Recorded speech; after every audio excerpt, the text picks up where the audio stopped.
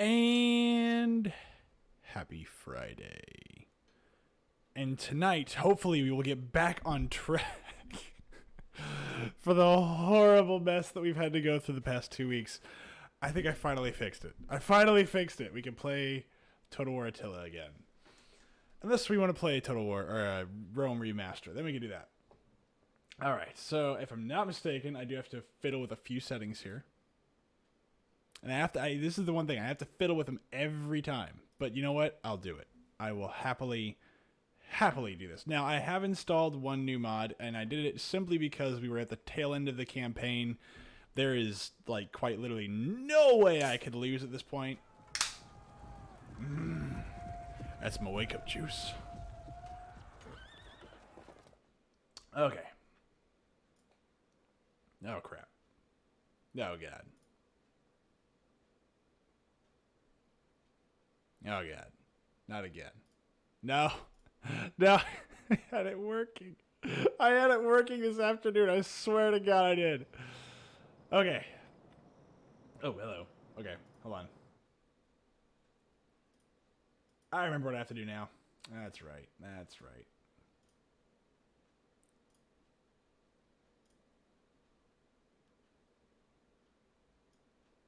Yep.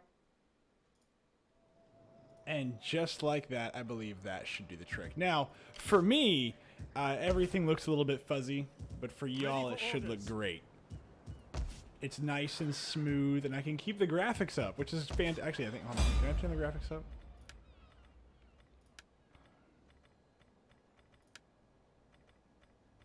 No, we're going to do quality. We're going to turn everything on quality. At the very least, we're going to do quality.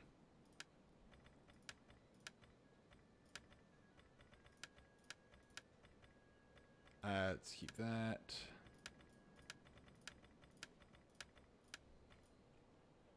That's okay. If everything's not perfect, that's all right. That's all right. Let's see, custom. But yeah, I did manage to get all this stuff working today. I was very happy. So hopefully going forward, everything is all hunky-dory and we're all happy. And oh my God, look at that. I can now zoom across the map and I don't have lag or cutting in and out. It's all right here, guys. It's amazing. Ah, it's incredible. It makes me feel so warm and fuzzy inside. Okay. But yeah, so the mod that I did install is the Radius Total War mod. It's probably one of the biggest and most well-known mods I know for Total War. It does drastically increase my income, but it also makes the AI a pain in the butt, and it rebalances a few things. Now, since I'm using vanilla armies, based on the fact that I took over the entire map with vanilla armies, that does make things a bit more complicated, but I don't think it'll make it too complicated. Now, let's see here. Oh, I can't build any. Oh, I don't have any money. I don't have any money this turn, guys. This is not good. Well, let's go ahead and let's end that turn. Hopefully everybody's Friday was fantastic. I know mine was Friday. Oh, that's right. It resets all my stuff. That's one of the things I forgot it does. It actually resets all of my garrisons. That's not good.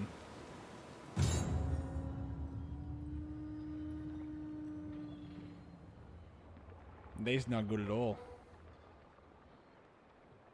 But it looks like some of these guys are coming in from the ocean. Hopefully my my boats here will be able to do much. Ooh, when collapse is imminent, the little rodents flee. Jeez, that doesn't sound like a modern omen, does it? All right, so let's first things first. Let's go ahead and let's. Ooh, it's nice and cold outside too. Look at that, nice and cold. Oh, okay. Now I know what's different. I forgot to turn the master volume back down. That would probably help a lot more. And we'll just go. And we're gonna put you all here. Oh my God, I can't see anything. Now, since we are nearing the tail end here. I have thought about just stopping this game and starting another one. We still have a little ways to go, but I mean, I want to give people the opportunity to tell me what they want me to do. Personally, I'm fine with restarting a brand new campaign in like Rome Remaster, or if we want to, we can take it even further and we can do like the Gothic War version of Kiro. Welcome to the party, pal. And now we have Total War Attila in 1080 without all that freaking lag. I hope we're all excited. I know I am. It's good to get back to Total War. And because I jammed my thumb and anything involving thumb work is rather painful at the moment. Alright, I want these guys to get close. And fire! I did! It only took me like 2 weeks.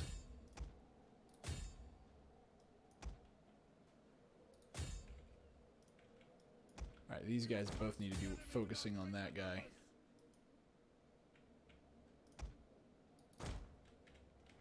Anyway. Come on, hit it. Hit it. Kill it.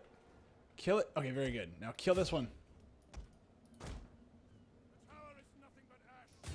That's fine. Just kill that. Oh, fantastic. Die. That is also fine. Yeah. So one of the things that I am looking at doing tonight, because we are at the tail end of this campaign. Like, there is quite literally nothing for me to do here except just run out the clock. I have essentially, I think the last 2 times I had already hit the section where I'd made it a minor victory. I have not made it a major victory, and that's fine. There's nothing wrong with that. I got no problem with that whatsoever. But if we want to, we can leave this campaign and start another one. We can start the Gothic War campaign, or I can do Rome Remaster and have that campaign do the Western Roman Empire campaign or the Eastern Roman Empire campaign, whatever anybody wants. I do want to give people some opportunity to come in here to actually tell me what they want me to do. Simply because, as of right now, for this campaign, we are done with almost any major fight. There is no struggle that's going to be had here. The Huns have essentially been defeated. My power is absolute in the west. The east is very much in a solidifying stance. The only thing to do now is to simply do the buildings, and you're not going to see many more fights from here on out. It's just going to straight up be just maintenance. Like, this fight here isn't going to be much of a fight. It's going to be a, yeah, there you go, game done.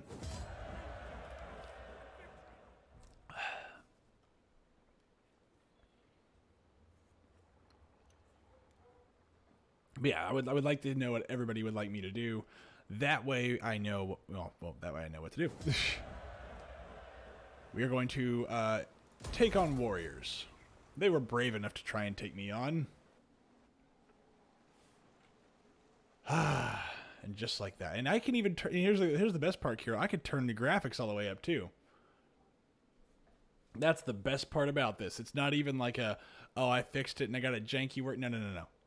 I had to just do one thing and one thing alone, and I finally figured it out after I realized, since I'm playing on, I usually play on 2560 by 1440, and every other game I play is running at 2560 by 1440, and then whenever it goes into conversion for Twitch, it has to take it down to 1080p. That's fine. For some reason, it really doesn't like that for Total War. It really doesn't like that. Doesn't matter how much I turn down graphics, doesn't matter how much I tweak it or offshoot it. Nope. It does not like 2560 and 1080 or converting to 1080p. 720, it seems it's okay, but not 1080. So, oh, there's the Huns.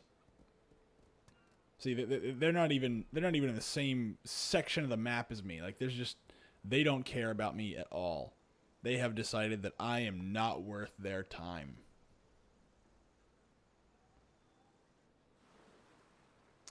Wow.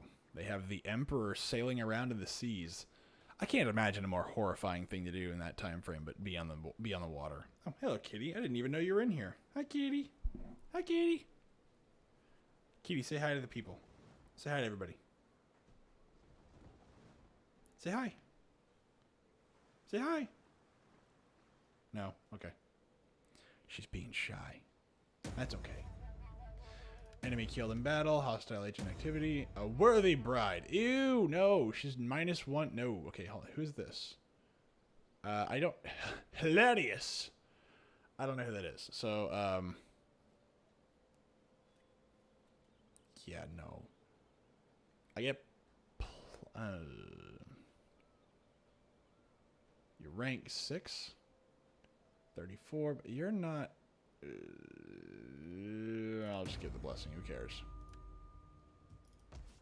But yeah, at this point, I'm making a lot of money per turn. There are no enemies that can actually threaten to take me out or reduce my power in this area. This is just going to be me doing cleanup. Now, like I said before, I have installed a new mod. I have installed the Radius Total War mod. Let's definitely give that up. And let's do that. And let's do that.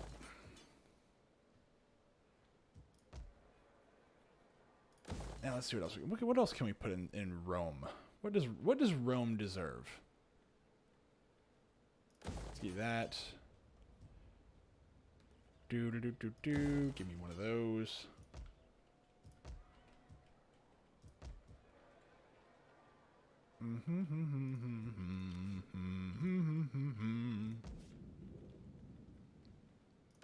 Food import. We definitely want food. Definitely want one of those. One of those. Definitely want one of those. We're not making any food in this province. Oh, we're also not taxing anything. That's probably a good reason why. Commander. Now, I'm not really in a rush to move anyone, as I said, because I'm at the point now where moving and actually expanding is probably going to be not in my favor. And the only enemies I really have left are, what, the Saxons? The Saxons. And the Burgundians are still alive. Where are you, Burgundians? You're way over there. You silly rascals. You silly rascals. Ah, the great city of just fucking with you. As its namesake declares. Can I? No. Okay. Where can I freaking get a spy? For God's sake. There we go. Spy. Give me one of those. A conspirator. Wow, this has got +30 a turn. Jeez. Okay. I could probably move you off now. Who needs a little pick me up? I don't think it's you guys. Wow. Oh wow, he goes 10. He gives 10 a turn. That is some impressiveness right there. But now, since I have so much money, I could probably get away with building some churches. I know we usually don't need to do that, but with the Radius mod, it makes it a lot easier. They give me a nice, big, healthy boost to income. Ah, you know what I'm going to do? I'm going to build an army. Raise an army. Oh, wow, I burned through all my money. That's not good. And we're going to start retaking some of this land that I lost over here. Is it the Burgundian? No, it's the Lugian. I don't know who the Lugians are. But, oh, I'm at war with the Saxons? I didn't know I was at war with the Saxons. Well, I guess I might have to actually move forward. I really don't want to do that, but alright, whatever. Now, let's see what we got. Now, the Emperor. Uberzis. +45. What's my growth per turn? Ew. Filthy paganism. So, I don't want to play the same campaign twice. That's the thing. I don't want to play the exact same campaign on the same game twice. I'm not against playing I'm not against going to the Rome remaster Western Roman Empire campaign, but I don't want to play the same game, same campaign, because As maybe another day, but not back to back. That just seems, it just kind of seems boring. Who wants to watch the same thing twice? And no, that's not just an excuse to get out of play the harder version. I promise. It's just, I really think that it would be funner to watch a different version of the game or something. But they do have a Gothic War section in this game, which is really cool. I like it. And they even go through all the different events that happen, which is really cool. It's like they go through the years where essentially a volcano explodes and it just covers the entire Western Roman Empire and the Eastern Roman Empire, for that matter, in like a clouds of ash. It basically the last Roman campaign. I played that not too long ago. I played as the Goths, and of course I won because Goths. I mean, the Goths should have won.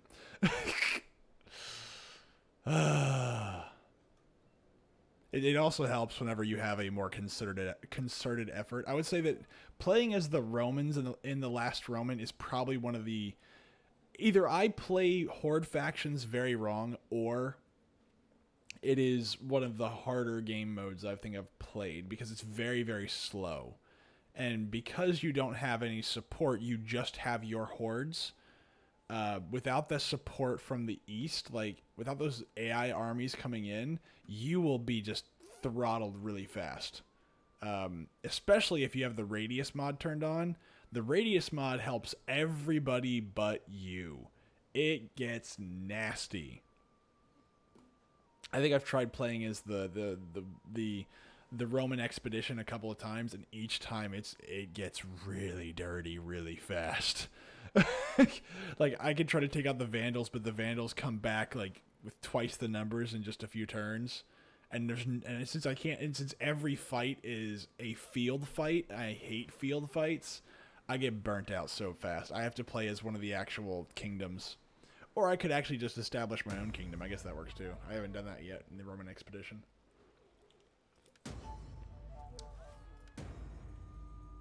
No, somebody died. Let's see here. Replenishment. Absolutely want that. And give me that. Actually, what can you do for me? Do that. Can I reduce the chance of... I'll take that too. Fine, that works. But yeah, we can do the last Roman. We can do whatever. But I want to let people get a chance to get in here before we decide what to do. It's Friday night. I'm not going anywhere. I'm not doing anything.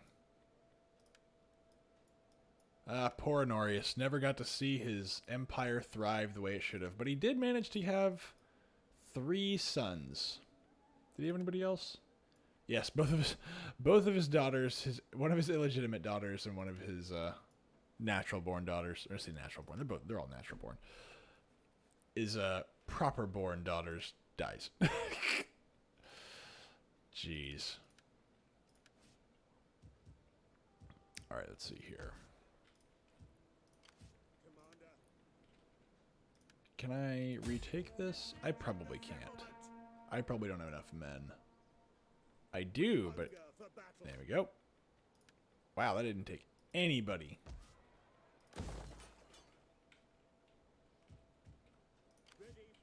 Let's move you guys way over yonder. Let's start reclaiming some of this lost Roman land.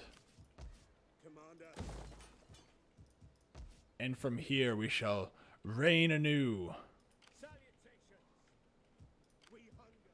Let's move these guys down here.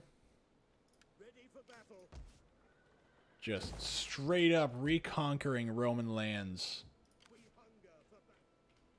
Let's see here. I'm probably going to piss off somebody somewhere over here. Someone's going to get angry.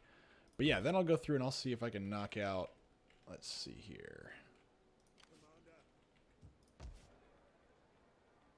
Definitely want that. So how was your Friday, Kiro? Hopefully all is well. Hopefully the world is not ended where you are. I I think I can start moving these armies up here.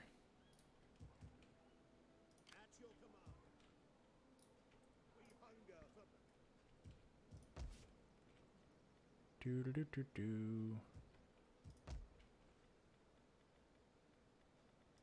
Upgrade you.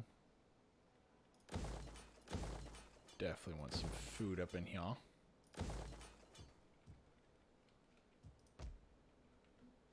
That's good. That's good. Hey, that's good news, man. Things going back to normal is what we should have been doing a while ago, but I will accept the fact that we're doing it now. Let's see here. Where are my... Oh, can I not make these anymore? I guess not. Or maybe I just don't have the actual compound for it. No, I should. I guess these guys got replaced. Legio Comitatenses. I feel like I've already had those right here. Legio Tertia. They finally letting you out of your homes now, I suppose.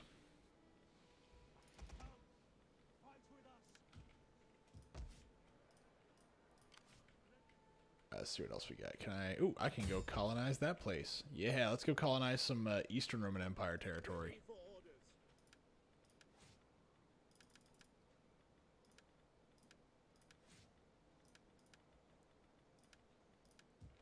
Yeah.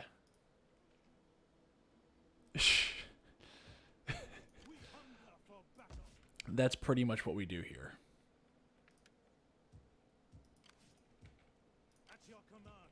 Hey, and you know what? America had a great day today. I mean, I know that a lot of people on Twitter don't agree, but America had a fantastic day today. That's a good day if you're an American. At least I think so. I won't say why, because if you know, you're in the know. If you don't know, you just gotta look at Twitter. That's it, and it'll tell you. Ooh, they learned their lesson. They gotta get their butts kicked on land. Welcome to the stream, Ugh. I know, right? Very much a much needed breath of fresh air. Happy to have you, sir. Happy to have you. Were you here last week? I can't remember. Because last week was when we did our history stuff. Last week was brutal. Last week we went into detail on how horrible things got. It was pretty bad. This is really bad. That's what happens though. Oh man! Oh, I should do the entire stream as a Midwesterner. It's like, oh yeah, there you go, man. Oh, it's not really good for your teeth if you don't do that. You know, you shouldn't be drinking soda at night. It's bad for your teeth. It's not that carbonation. Ah, that's all right. I only asked because last night was probably last Friday was probably one of my favorite ones. Because we go into like the horrifying detail of the things that people did in order to survive in the city of Rome. It always, you know, it's always, I say fun. It's always interesting to me. I don't know why I put these guys over here. It's always interesting to me where like empires that used to be these just massively powerful stations in society just fall so far and from what seems to be so fast. Now, Rome, of course, was on a backslide for a while, but, you know, it just seems weird that it feels weird when I read stories about how Rome just essentially is quite literally a shell of its former self.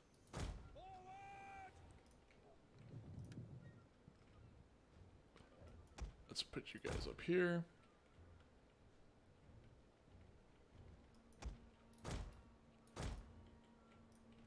Okay.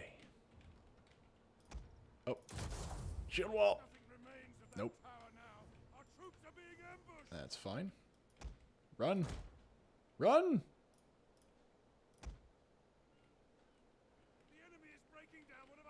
Well, it's actually, it's way more complicated than that. But yeah, essentially what ends up happening with Rome and with every other great nation is that let's say every other great nation, a lot of other great nations, is they get this idea that they don't need to protect and defend the things that made them what they are.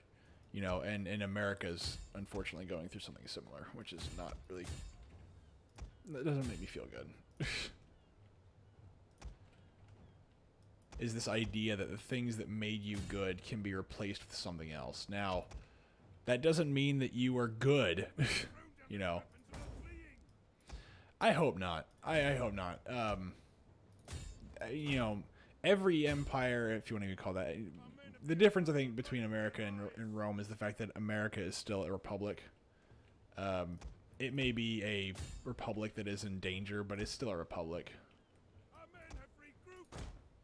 Oh, no, no, no, no, no. But yeah, I think that people that assume we're on our last legs are, you know, I think I understand where you're coming from, but I would hope it's not. For everyone's sake. I think that the people that want America to fail want everyone to think that. That's what I think that is. I think I just lost one. Jeez. I am getting massacred. And these guys are blocked, so I can't do much.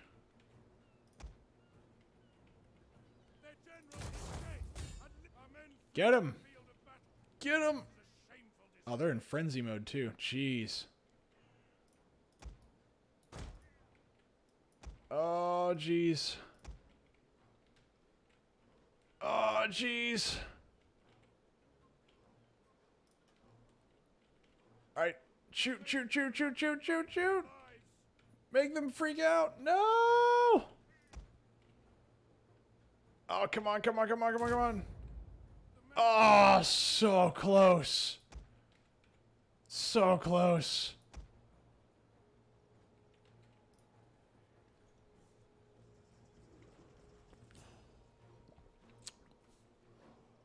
Oh, man. So close.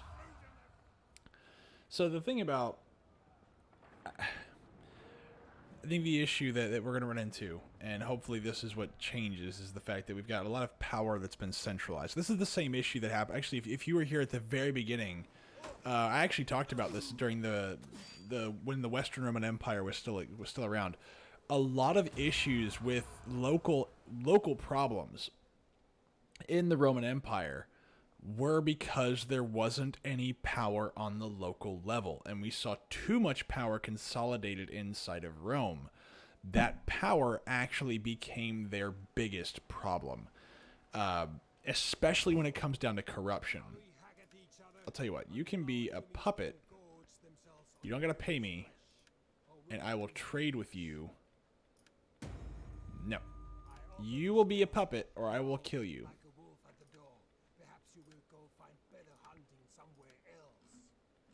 See, they want to tell me no, but I'm going to tell them yes. No, you're going to become a puppet state. Very good. But yeah, so and one of the things that would happen was that you'd have the local populaces. Essentially, they are. This might be a parallel to today, but I need to look more into the details of what happens. But you know how people want to implement a wealth tax and things like that. The Garmatians. I actually do want to take over this area too. Now that I have the money and the power.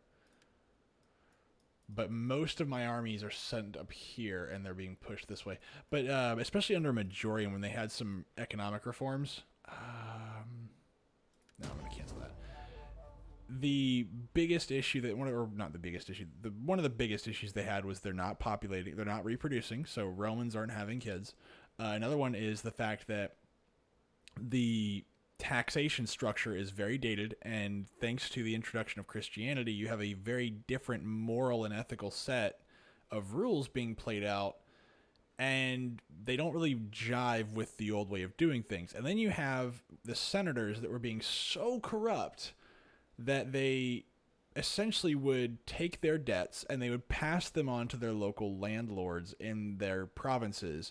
They would then not pay their part of the taxes, put their taxes on top of the actual landlords, and then the landlords, not being able to actually do anything, would essentially just not work their land, which would then the senators would then just go buy up at a low price. And then they would just basically get slaves to work the land, which would then... This is not MechWarrior, you are correct, but Fridays is History Day, fucker. Come on, man. Get with the program. At least now that I got Total War fixed, it's that. Don't worry, we'll play some MechWarrior soon. Ooh, that sounds good, actually. Whoa, wait. A large stone circle stands on a hill near the sea. It has long pins to kind of... No! The Celts should have been destroyed. That's true. That is true, Ugg. And, absolutely. But anyway, back to my point. What that fed a cycle of basically economic stagnation. Because again, like, if all you have are slaves running everything, I will ignore them. I will ignore them for now. But that economic stagnation, of course, starts to create some problems, and Majorian seeks to actually fix that. Majorian's one of my favorite final year emperors, but whatever he does is... I hate to say it was too late, because I don't believe that's true. I believe that he actually was doing stuff that would have made a difference. It's just that if he wasn't actually assassinated, he would have done some actual good. That's the problem. Because, like you said, there weren't very many virtuous men, even at that time. We like to think that the early church was full of lots of virtuous men, but the early times of the early church still had lots of bad stuff going on. You had a lot of corruption in the church back then, too. The Catholic Church has been just covered in it. Some of it you just can't seem to get away from it at times. Let's see here. Let's go ahead and let's take this on. I have one army that essentially is going to take care of everything here. Can I tax this? Oh, I can. I can, but there's not really much point to doing it. Oh, I love history. I absolutely love history. I've been doing... How long have I been doing this, Kiro? I've been doing this for a while now. It feels like I've been doing this for a year. I like history. I like studying history. If I can get my hands on historical texts of any kind, I'll probably read them. I like to learn why things happened, what people were thinking, and what they're doing. I just find it interesting, especially if I can get historical documentation on, I guess, why somebody thinks something or what their personal ideas were. So, most recently, I just read through the Gothic Wars of Procopius, which is where we are right now, and he actually gives lots of information as to why people did stuff. Like what was Totila thinking? What was Narcissus thinking? What was Belisarius thinking? Well, I don't know about that. See, the problem is that reading history it's a nuisance to people in power. And because history is somewhat open to interpretation, and I hate saying this, but it is a little bit true. History depends upon how you're reading it. So, for instance, like when we think of Julius Caesar's invasion of Gaul, we don't like just thinking about it isn't that big of it. You know, it's just an invasion of another place the Romans were taking over. But it is also called the Celtic Holocaust. There's a reason for that. It's because they murdered everyone. But you know, these kinds of things make a big difference. Like it depends upon from what perspective you're looking at history, and if you're looking at it with any kind of bias. I try my best not to be biased in my history reading. It's why if you honestly, let's say if you're paying attention when I'm doing it, you'll notice I'll flip back and forth between which side I think is the right side and which side I think is the wrong side, and you can probably tell when I write it out. Not because I genuinely think there's one side that's deserving of, I guess, praise than the other, but there are some moments in history that when I have the information, I look at it and I go, this was the ethically wrong decision. And I think that if you're running any kind of nation, you shouldn't be looking at it through anything other than ethics. You do need to look at financials too, but I think that if you have good ethics, you will have good financials. Oopsies. And that's where I think that, you know, but of course, as every empire grows and becomes lazy, it no longer needs to worry so much about the ethics because who cares? I can get rich and be done. I really want to attack you, but... Oh, did I already move you this turn? Okay, well, that's weird. Oh, yeah, no, I did. I moved you from here to here. That's what it did. But yeah, and again, I'm not any kind of leader or anything like that. I wouldn't even say they're looking inward nowadays. I think what they're doing is they're looking at the mirror. I think a lot of the issues of today really revolve around the idea that people are in love with themselves, and it makes them very unhappy. That's my personal opinion. I don't think that, you know, you should ignore your own needs and everything like that. That would be stupid, but I think that people have just fallen in love with themselves for so long that it's hard for them to realize that if all you're doing is looking at yourself, you realize how empty things are, and it makes you extremely unhappy. I can't tell you the number of times that I've talked to people and, you know, friends of mine over the course of the years, they did everything quote unquote right, and they feel very, very empty inside. And I'm like, yeah, because let's face it, you're boring, you're dumb. And, you know, the ones that stay friends with me after that, they're like, okay, well, Mr. Smarty Pants, you tell me what I need to do. And I was like, sure. You see how you have all this time and you don't do anything with it? Yeah, go put it to some good use. Like, what do you mean? It's like, I don't know. Is there a soup kitchen near where you live? I don't know. Start there. I guarantee you're not going to find what you're looking for in the mirror. I mean, you might, but probably not. As I said, it's good to take care of yourself, but don't fall in love with yourself while you're doing it.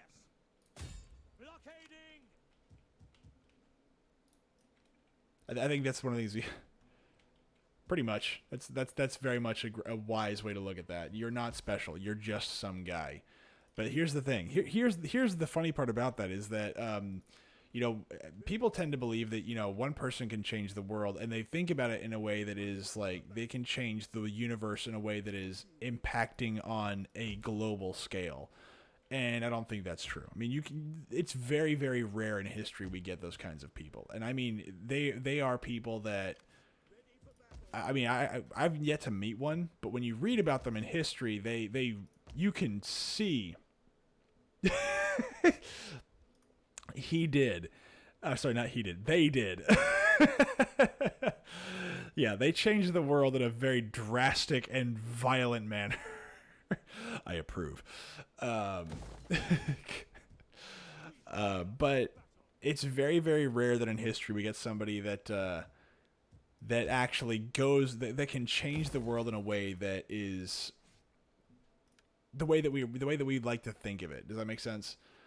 We very seldom get those people. That doesn't mean they never happen, but if you're relying upon them, you're never going to get anywhere. But what most of us can do is be somebody who can change the world for one person or to a few people. So actually, I'm not here to gloat. I'm not trying to say that I'm amazing. Every year what I do is I actually put together a little gift baskets, and I essentially send them, or I work with an organization that essentially sends gifts overseas to children who will not receive Christmas presents. I try to do this at least one box a year, and it's just like a little shoebox thingy. It is a religious organization, but I've worked with them before, and I know they actually make sure that my stuff personally gets sent to those people. So, again, I'm not trying to say, oh, look how good I am. No. I do that because I know that it's something very simple that I can do. It takes me less than a few hours to put it together, and I know that for somebody out there who's, you know, not in a really good position, at the very least, they're gonna get presents for Christmas. Now, you could say, well, that's just for Christmas. What about the rest of the time? It's like, yeah, I know. I'm just talking about Christmas.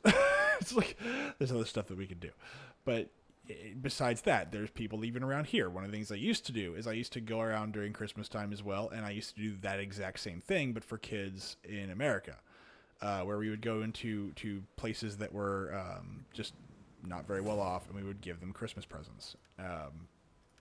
It didn't always work. Not everybody was very appreciative of it, even if they were on the list. Oh, geez, this is not going to last very long. I'm going to need to really up my game in Britain. But, you can change somebody's life by being a good influence in it and being an example for other people. If you want virtuous people in the world, you got to start being virtuous yourself. Just like if you want to see families in the world, good families in the world, you got to start with, why don't you start yourself? Be an example, because all that stuff rolls downhill. Does that mean everything is going to work out? No. But it doesn't hurt. And yeah, it's a lot harder because especially when when everybody else is telling you to go one way, it's really hard to go the other.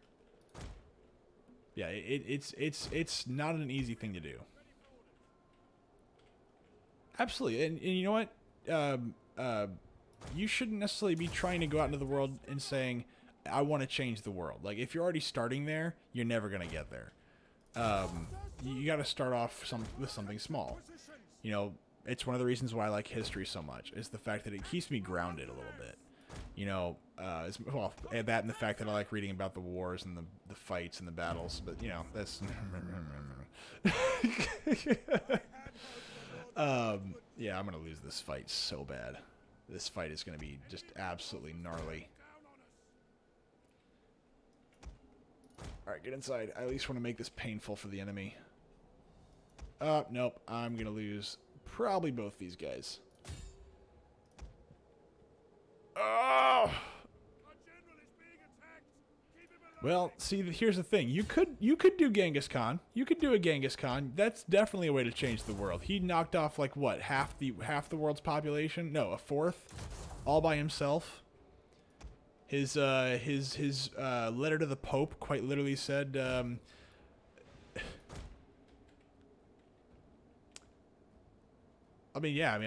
managing my troops right now.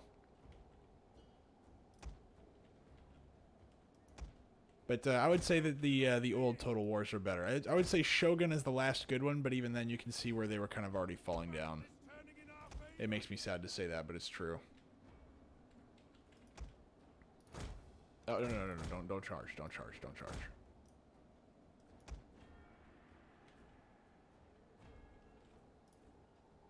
But yeah, so, I think that if you want to change the world, then what you gotta do is you gotta start by changing yourself. Oh, no. This is all grand strategy. Ideally, this is all grand strategy. Nothing crazy here. Now, we were playing Rise last week, but that was because Total War wasn't working very well.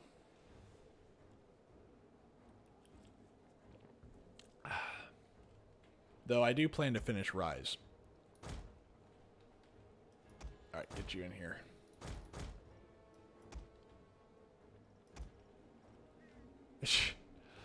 So yeah, again, like you can definitely change the world by annihilating everyone you don't like. That is a valid option, as Genghis Khan has shown us. But I think he actually cooled the Earth by a couple degrees because he literally annihilated entire people groups. And we'll finish it. We'll finish it. But I don't like to. Actually, now that I've got enough people here, I guess the next question is, do we really want to finish the Attila Total War campaign to the final place? Because we've technically won. Technically, I have won this campaign, but I was gonna go for the massive, major, decisive victory, where basically, like there was the supreme victory, where I basically have done everything, where I own all the territories, I've defeated everybody, I have, annihilated all of my enemies. I forget what it is. Alright, so we got a couple choices. I can go back to Rise. What I'll do, if we go back to Rise, I will just simply do the history stuff now, and we'll play Rise. Or I can do the last Roman campaign for Total War Attila, or I can play the Western Roman Empire or Eastern Roman Empire campaign in Rome Remaster. Um, I am completely open to any of those. If y'all want to, y'all just let me know, and I'll do it right after this fight, and I'll finish this on my own, probably.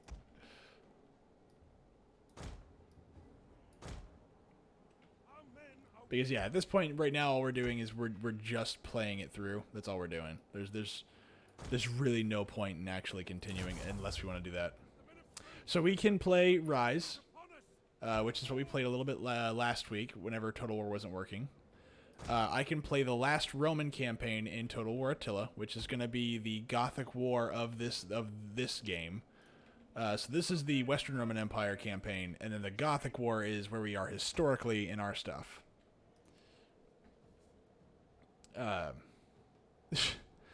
Or we can play the Eastern or Western Roman Empire campaigns in the Rome Remaster. Rome Remaster is a older game that was redone, that in my opinion needed to be redone, and they kind of hit and missed on it, but they got some things right.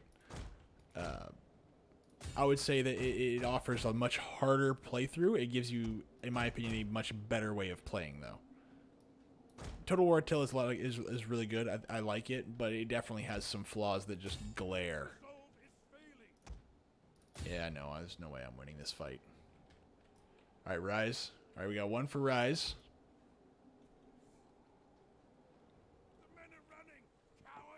Ah, cowards. That's fine, man. Like, I mean, I'm not gonna hide it. I pulled for Rittenhouse.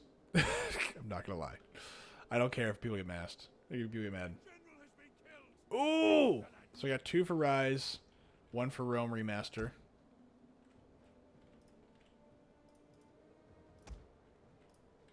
Let's find out if Grim is the tie vote, or if he's gonna choose something else entirely. Jeez, man, they got an army fast.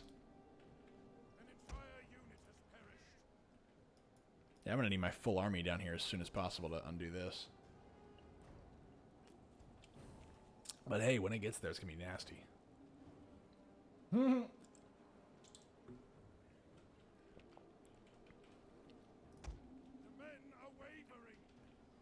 The thing about Rise is that, you know, we have many busts of Nero. It always kind of ticks me off whenever they don't bother to get it right. Yeah, it didn't matter. Like, it was what? It was 500 versus 2,000? No, 3,000. Yeah, no.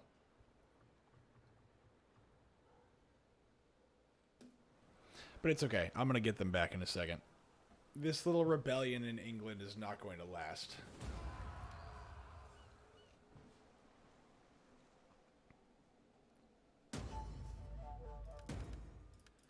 All right, Grim. I think Grim is the deciding vote here, honestly. Oh, wow. Wow, really? Man. They have some nasty units then. Jeez.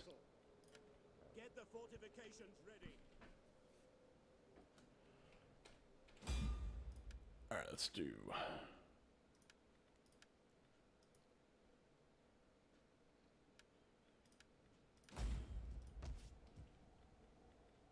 All right, let's see here. Oops. Carpenter. Blacksmith. Actually, hold on, what's this? Infantry compound? Infantry compound, there we go. Definitely want them infantry compounds. And that's fine. Hey man, look, if you wanna run your mouth and tell me about how awful things are, that look, go for it. I'm just not gonna listen. Ah! Snuck up on me there. I need a spy over here. You don't have to change your vote. You don't have to change your vote, Kira. I'm giving people the opportunity to. I'm not like. I'm gonna give it probably one more turn or so before I make this. Before I go, because right now Rise is 2, and then Rome Remaster is 1. Honey pop. I have no idea what that is. Sounds kind of weird. I don't know what that is, but I don't have it.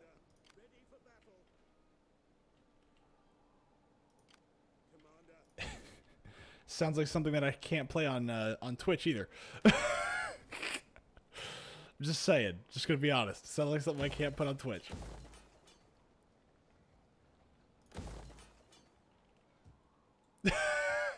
Perfect. Look, I've joked about it, and you know what? I'll tell you what. If somebody actually does give me one of those, I will stream it in Discord so I don't get in trouble with Twitch. I guess I've got a couple of games I gotta stream that people have given me. BattleTech's one of them. Rome Remaster's one of them.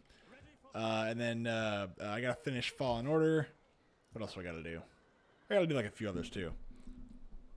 Yeah, finally get me some contact with some ladies. I kid. As a matter of fact, I wish my mom would leave me alone. But we're not going to talk about that. Actually, playing one of those and her, if she actually watched me play, maybe that would get her to leave me alone because she'd be so angry. I don't know. A rift. I don't even know what a rift is. This sounds terrifying.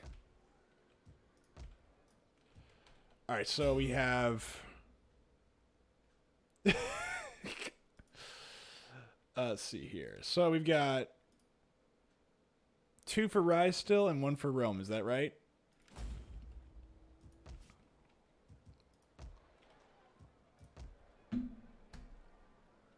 Uh-oh, where's my pencil?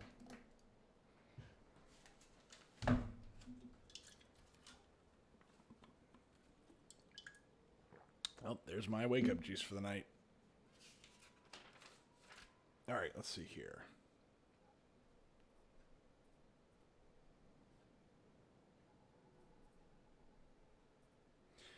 Okay, so we'll start doing with the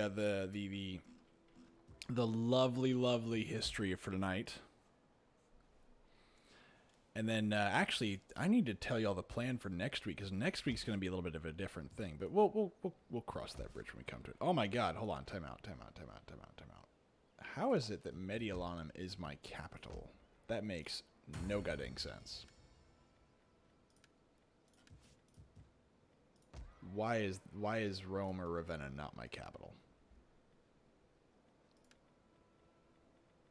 How do I even make it my capital? It doesn't matter. So, last week, we talked about Totila sieging Rome, the attempts to break the siege, the loss of an entire army by the Romans because the Roman commander of Rome failed to do anything. We talked about Pope last time on Dragon Ball Z. Frieza! No, I'm kidding. Oh my gosh. So, and then we also had the Pope, a bishop, try to send food to Rome, fail, and then basically give the Goths a whole bunch of food. Because that's what you want to do. You want to give the siegers all the food.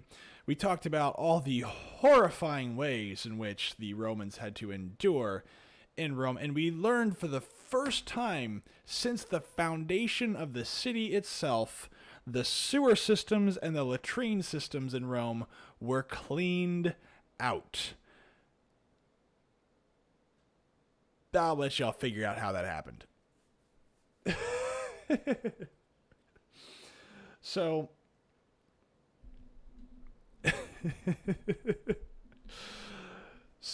well, no. See, here's the thing. You know, there weren't lots of slaves left in Rome at this time. But I'll tell you what there were.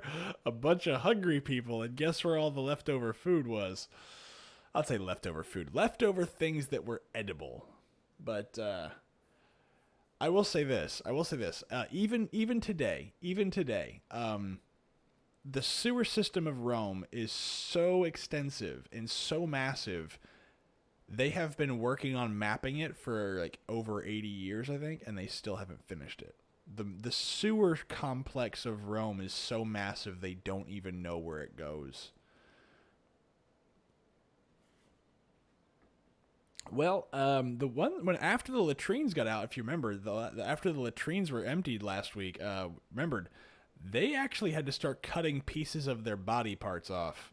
Like they were cutting off toes and ears and like fingers, muscle. Like they were just cutting stuff off of themselves to live. So stuff was getting pretty real inside the city, but we're gonna pick up where that left off. I believe last time was the Romans were struggling to kind of put up any kind of real resistance. Good luck, man. Like you were surrounded on every side by Goths, and by the way, the Goths weren't letting people go either. Like I think of the people that were let go, like almost none of them made it. Oh yeah, no. If you're in a major city now, get the hell out. If you are in a major city today, right now, you gotta get out. Oh, Kiro, don't worry, man. I'm about to ruin your sandwich even more. Because if we're doing the part that I think we're doing today, and I'm pretty sure we are, yeah, shit's about to get even more real.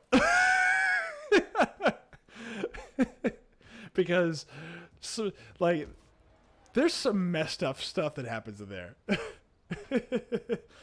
I'm gonna piss all over your cornflakes and then expect you to eat it. All right, so now, if we remember, and this is going to be a long, long time ago, there's a fort right down here, named Dryas, and Belisarius sets up here. Actually, no, we were setting up for the first major counteroffensive from Belisarius. That's where we were. That's where I forgot. Where John and him were discussing which plan they were going to go with, and they actually ended up freeing the sieges of Fort Dryas, where all the second invasion started. So, now let's actually get started. Let me make sure this is right. There we go. Gotta update my timestamp here. So Belisarius sets sail from Fort Dryas, not even attempting to say hi to the defenders of said fort. Kind of rude. And Totila is trying to outwit whatever plan Belisarius is coming up with. John, however, is still waiting to move his men to Italy. John, not wanting to follow Belisarius' lead, decided to stick to his original plan, invade southern Italy, moving north towards Rome. The Romans, under the command of John, also landed at the port of Dryas. They disembarked their ships, waiting for some kind of response, but their only response was empty hills. So the Romans continued their process of pouring Romans into southern Italy. The Goths had appeared to have given up on their siege of Dryas entirely, which was good, but they still were sending scouts into the hills. Sadly for these scouts, they walked right into a group of Romans. Sucks when that happens. John immediately had one of the two scouts killed. The other, putting together what was about to happen to him, began begging for his life. Not being swayed, John moved to silence the final scout. Before he could, the scout screamed that he could take the Romans to where the Goths kept their horses took their horses to pasture. Now, this is definitely good news. John lowered his hand, and of course, but the scout did not stop there. He offered to show the Romans how he could attack the Goths where the Goths would not expect. John was very interested in this. So he allowed the Goths to continue sucking down the proper Roman oxygen in return for aiding them. Now, like in all important things, the best thing you can do is put them all, like all important things, the best thing you can do is put all those important things in one place, under light guard, with multiple avenues of approach, having the cover of forests and hills, and also putting in only minimal guard. Now remember, the Goths had gotten a little lazy. But holy crap, is this lazy. It's not like a large cavalry force ever actually mattered. So the Romans under John gathered an elite force to take out the barely conscious Goths. It was a beautiful sunny but not so sunny day in Italy. The Goths were lying on the hills, napping, eating, laughing, and, of course, boozing. A cool breeze blowing gently across the fields. So relaxing was this day that the Goths barely noticed the thunder of Roman cavalry charging at them. Even worse still, some did not even notice when the Romans had charged halfway through the ranks of their own men. The result was a complete rout of the Goths, of course. There were few survivors, but I suspect there were few survivors because arms got tired and the remaining survivors were allowed to live because of how easy that was. It's always sunny in the Colosseum. Now, without cavalry, the small Gothic force meant to hold back Belisarius, who had failed by the sheer fact that Belisarius ignored them entirely, were stuck in a town with no walls and now no horses. Now, this is where the history gets weird, because there's an entire event missing.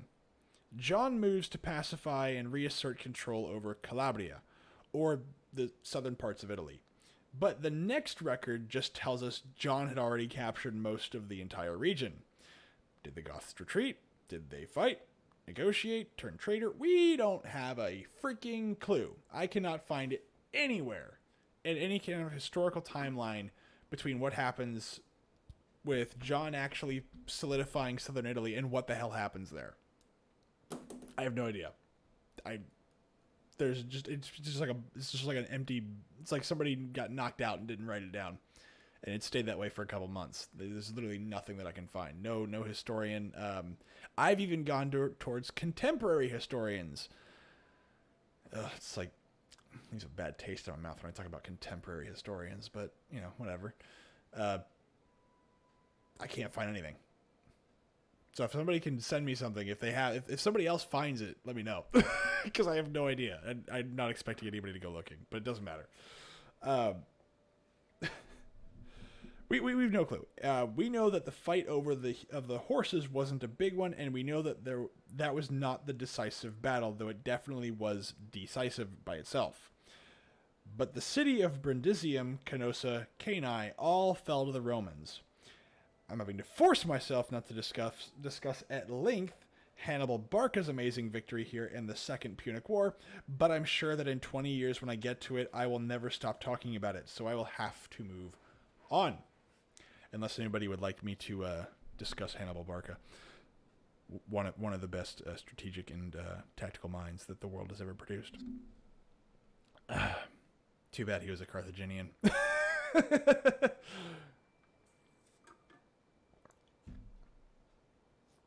I stall on Cannae because here John runs into a little trouble. So far, John's army has had to do very little fighting that we know of, and the soldiers are getting a little restless. So when soldiers get restless, or bored, or just conquered someone, or just got into a fight, they tend to find ways to vent said energy. It's not like a bunch of a bunch of restless soldiers ever caused any problems. Apparently, Roman soldiers venting and being undisciplined were causing an issue. A very big issue. So large, in fact, that some of the neighboring towns were hesitant to fully flip over in favor of the Romans. Venantius, a well-to-do Roman who represented the Brutii and Lucani people of the area, eventually had to go before John and ask that the Romans not stop, but just take their pillaging and raping down a notch.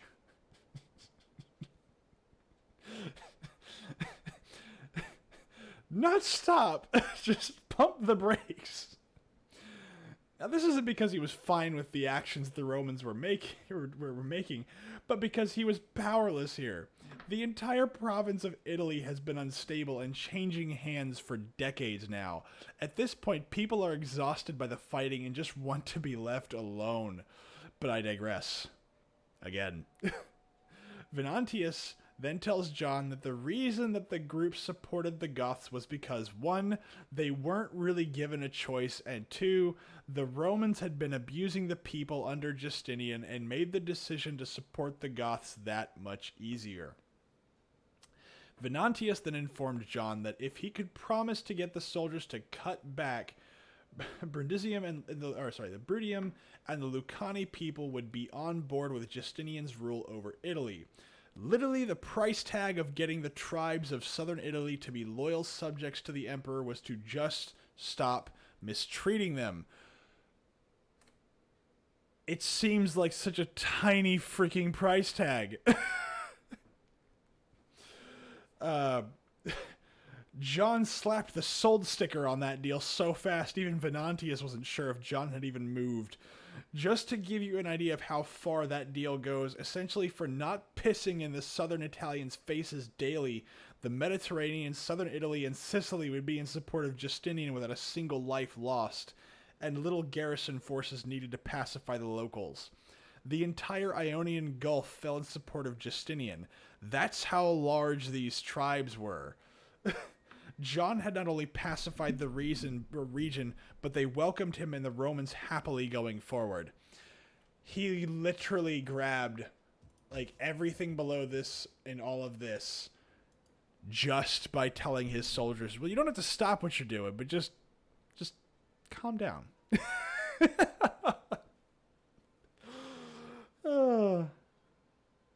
Just imagine the price tag of an entire region of a country was just like, can you just look, I'm not telling you gotta stop pillaging and raping, but could you just like maybe instead of doing it daily, do it like once a week? And then we'll be on board. We'll be happy.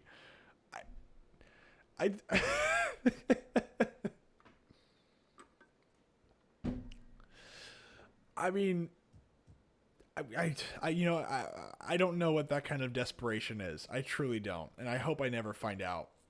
But holy crap, that is some messed up stuff right there. So naturally, something like this is kind of hard to miss on a grand campaign scale. And Totila eventually learns of this.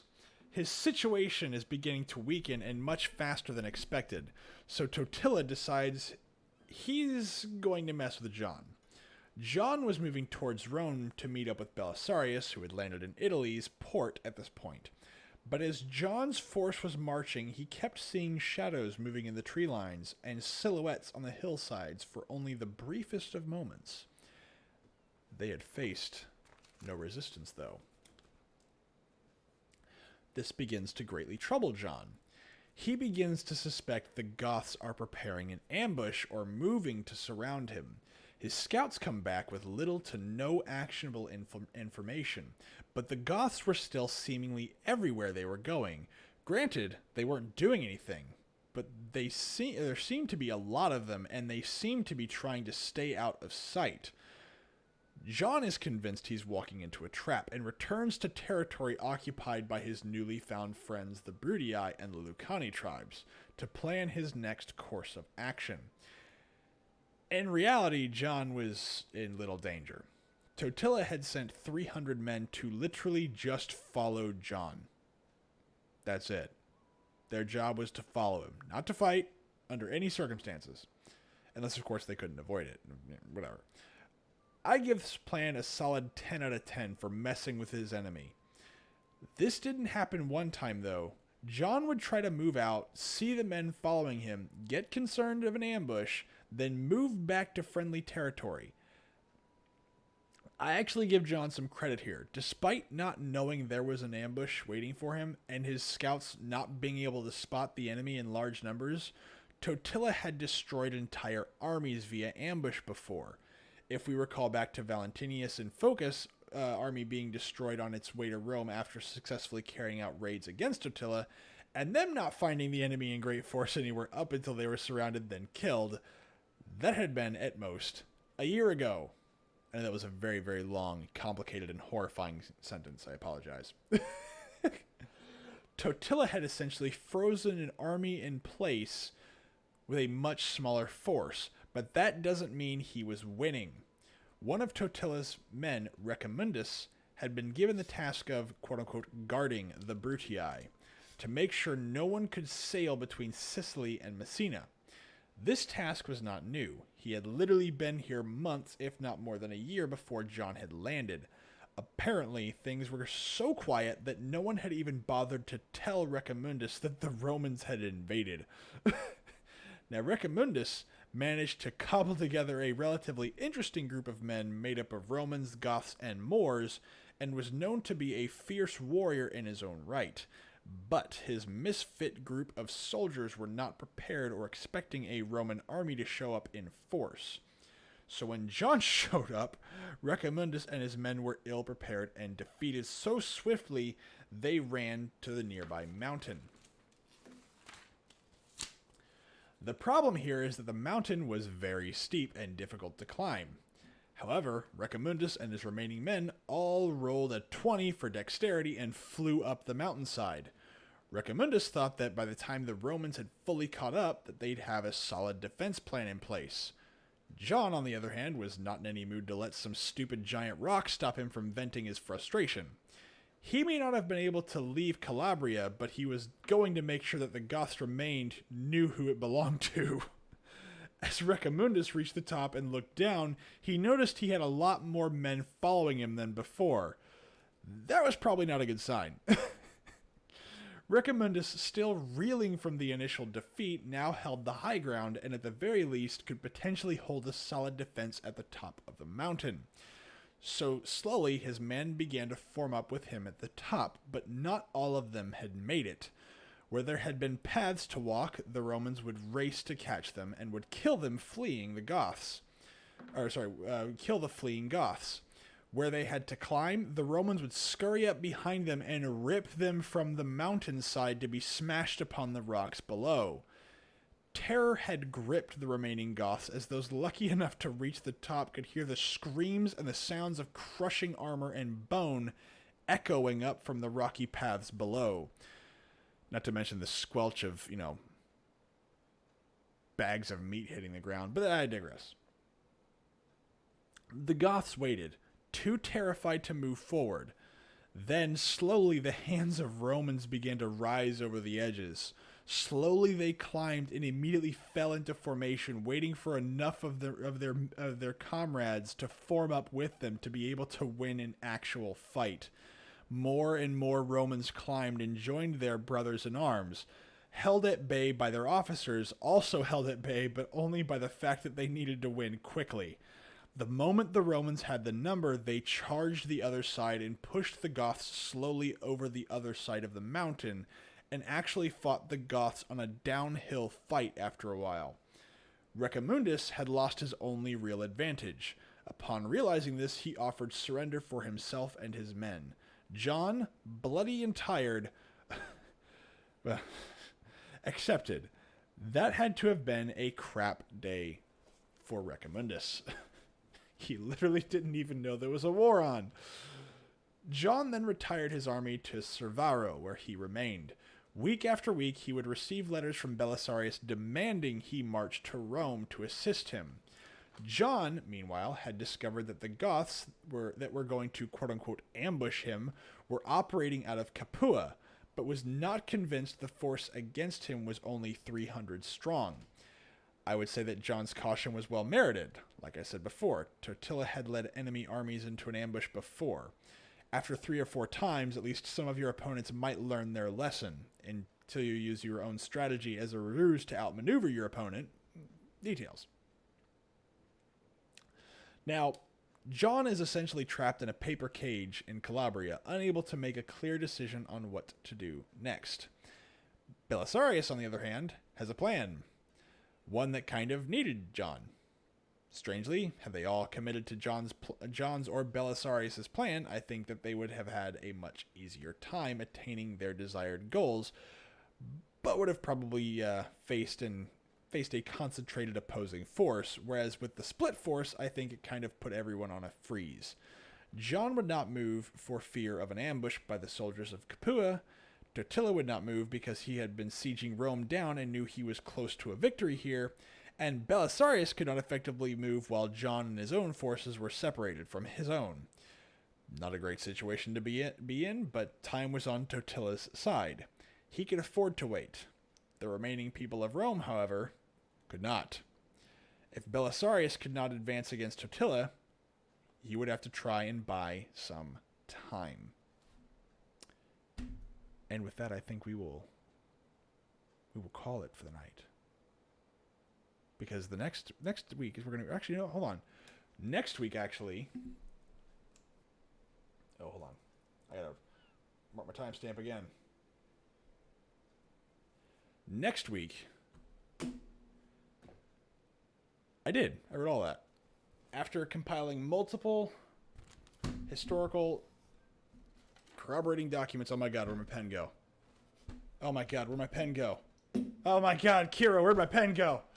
Oh God! Oh God!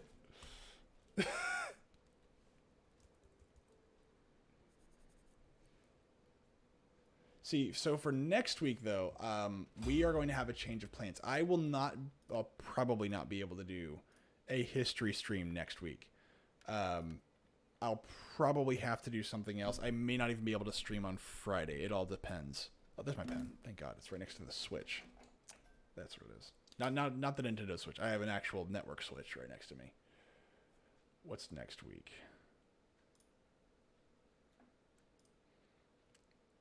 26th.